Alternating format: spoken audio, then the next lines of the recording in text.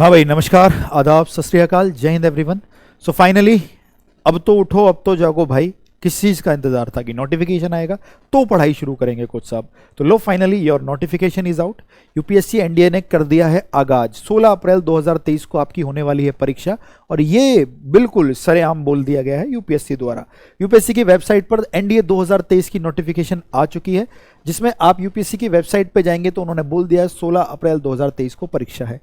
यहां पर download notification में नोटिस के नाम पर एक 2.91 MB की पीडीएफ है, जिस पर क्लिक करोगे वो डाउनलोड हो जाएगी। और उस पीडीएफ को खोलने के बाद कुछ ऐसा आपके सामने आएगा।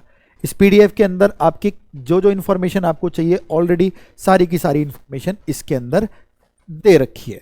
अगर हम बात करें नोटिफिकेशन के बारे में कि सर क्या क्या इन्फॉर्मेशन हमें ज़रूरी है, तो जो आपके लिए ज़रूरी है मैं आपको वो इन्फॉर्मेशन बता देता हूँ। पहली चीज कि ये सबमिशन लास्ट डेट कब होगा, 10 जनवरी 2023 को शाम तक 6 बजे तक आप इसको कर सकते हैं। यानी अगर जो बच्चे आज फॉर्म फिल कर रहे हैं तो 10 जनवरी तक आप इस फॉर्म को फिल करके सबमिट कर सकते हैं।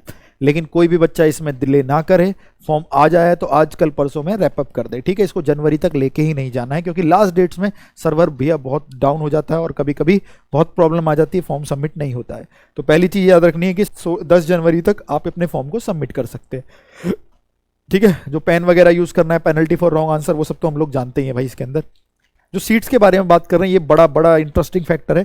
टोटल सीट्स इस बार 395 रखी हैं, जिसमें फीमेल्स की सीट 19 है, ठीक है। फीमेल्स की सीट 19 है इसके अंदर, और मेल्स की सीट 376 है। यानी फीमेल की सीट को तो नहीं छेड़ा, पिछली बार भी इतनी थी, लेकिन मेल्स की सीट को कम कर दिया गया है, 376 कर दिया गया है। तो ये सरकार से थोड़ी सी गुहार है भाई, ठीक है। हमारे बहुत सारे बच्चे है ना, बहुत सारे बच्चे होते हैं हमारे जो कि बहुत एलिजिबल होते हैं, लेकिन सीट कम होने की वजह से फिर वो अगली बार के लिए चले जाते हैं, और ये साइकिल रिपीट होती रहती है। तो एटलीस्ट गुहारे की 450 के आसपास कम से कम सीट्स रखें भाई। 55 बच्चे और एंट्री ले लेंगे, हमें और अच्छा लगेगा, देश के लिए भी कंट्रीब्यूशन निकल कर आएगा कि चलो भाई ऑफिसर्स की संख्या बढ़ रही है तो बड़े लेवल पर, बड़े स्तर पर कोई अच्छा काम चल रहा है, ठीक है।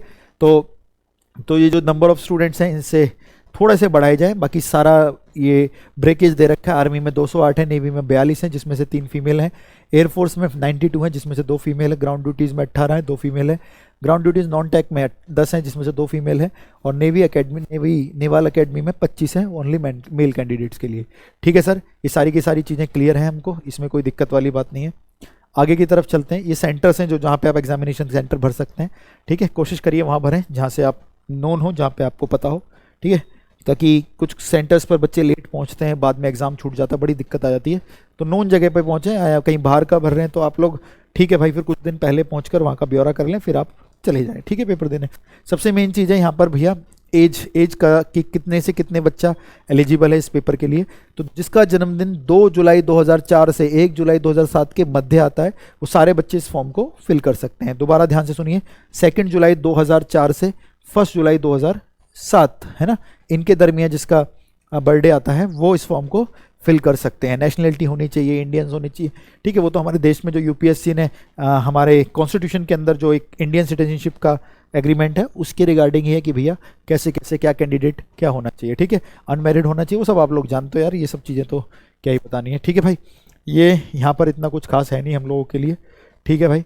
बहुत बढ़िया, बहुत बढ़िया। फीस स्ट्रक्चर इन्होंने 100 रुपीज़ रख रखा है, ठीक है। तो फीस स्ट्रक्चर आप 100 रुपीज़ फिल कर फॉर्म को कर सकते हैं। दूसरा ये बताना था कि आर्मी विंग के अंदर ही साइंस बैकग्राउंड और नॉन साइंस बैकग्राउंड दोनों स्टूडेंट्स फिल कर सकते हैं, लेकिन एयरफोर्स और नेवल विंग के अंदर आपको केवल साइंस स्टूडेंट्स वाले ही आगे लिए जाएंगे। यानी नॉन साइंस बैकग्राउंड वाले बच्चे आर्मी की तैयारी कर सकते हैं, एनडीए वाली जो आर्मी होती है ना, जो 3 पोस्ट बताई, आर्मी, नेवल और नेवी, नेवल और एयरफोर्स, है ना। तो नेवी और एयरफोर्स में साइंस बैकग्राउंड ही काम आएगा, और आर्मी में साइंस और नॉन साइंस बैकग्राउंड दोनों काम आएंगे, ठीक है सर। आगे की तरफ चलते हैं। फिजिकल स्टैंडर्ड पता ही है भैया, ठीक है। अपेंडिक्स दे रखा है, उसमें पूरा का पूरा सारा स्ट्रक्चर है, इतना कुछ खास होता नहीं है उसमें, ठीक है। आपका एसएसबी होता है बाद में। तो मॉडिफिकेशन ऑफ एप्लीकेशन, अगर कोई गलती हो गई है तो 18 जनवरी से 24 जनवरी के दरमियान आप उसको ठीक कर सकते हैं, लेकिन कोशिश करें एक बार में ढंग से सारे डॉक्यूमेंट्स लेके बैठें। अगर कहीं बाहर आप कैफ़े वगैरह पे फिल कराते तो वहाँ पे भी सारे डॉक्यूमेंट्स लेके बैठें, और धूम धड़ाका ना हो रखा हो उधर, शांति से फॉर्म भरवाएं, चाहे उसमें 1 घंटा, 1.5 घंटा, 2 घंटा लगे। आप खुद फॉर्म फिलअप कर रहे हैं तो एक शांति से जगह अपने कमरे में जो बिल्कुल शांति बनाकर एक एक चीज़ को ध्यान से लेकर करिए, और सारे जो आपके रिकॉर्ड्स हैं या सारे जो आपके डॉक्यूमेंट्स हैं वो आपके पास होने चाहिए, क्योंकि डेट, टाइम, सब चीज़ एक्यूरेट होनी चाहिए। उसके ऊपर कुछ भी ऊपर नीचे होगा आगे प्रॉब्लम आ जाती है, ठीक है। आगे की तरफ चलते हैं।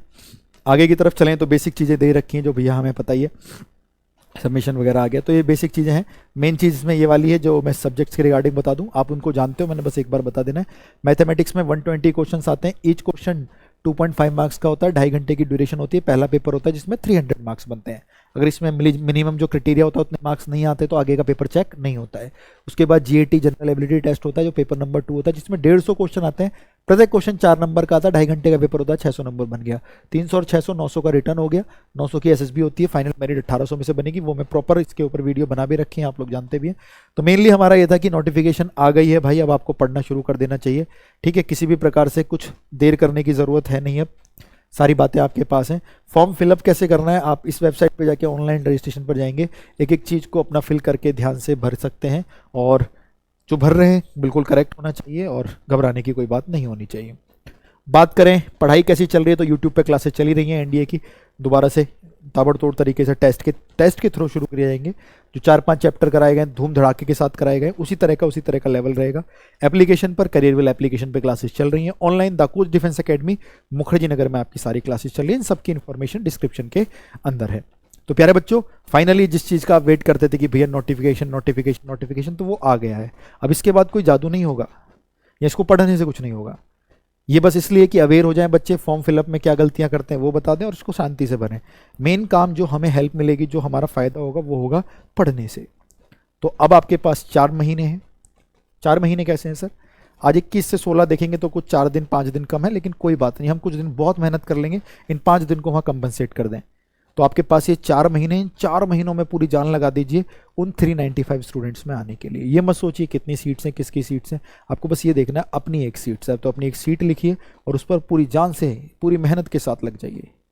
ठीक है, क्योंकि जो फाइनल में बनेंगे उन्होंने भी वही किया होगा जो आज आप लोग नहीं करना चाह रहे हो। तो कभी दिमाग में ख्याल आए कि यार नहीं हो पा रहा है, वो सबके साथ होता है, बस स्टार्ट करना है। तो अब बहुत मेहनत से, बहुत बेहतरीन तरीके से स्टार्ट करते हैं। ताबड़तोड़ क्लासेस हमारी ऑफलाइन में, ऑनलाइन में, यूट्यूब पे चली रही हैं, तो अब उनके साथ भी आप जुड़ सकते हैं और बस पढ़िए यार, तैयारी करिए। बहुत बड़ी अपॉर्चुनिटी है 12th के बाद ग्रैब करने की। तो एनडीए बुला रहा है और आपको जाना है, नोटिफिकेशन आ गया, अब आपको करके दिखाना है। जय हिंद एवरीवन, तब तक के लिए पढ़ते रहिए, मेहनत करिए, खूब नाम रोशन करिए, माता पिता का खूब नाम कमाइए। This side your coach Neeraj Singh Baisla is signing off. शौर्यम दक्षम युधे बलिदान परम धर्मा। जय हिंद, जय हिंद, जय हिंद।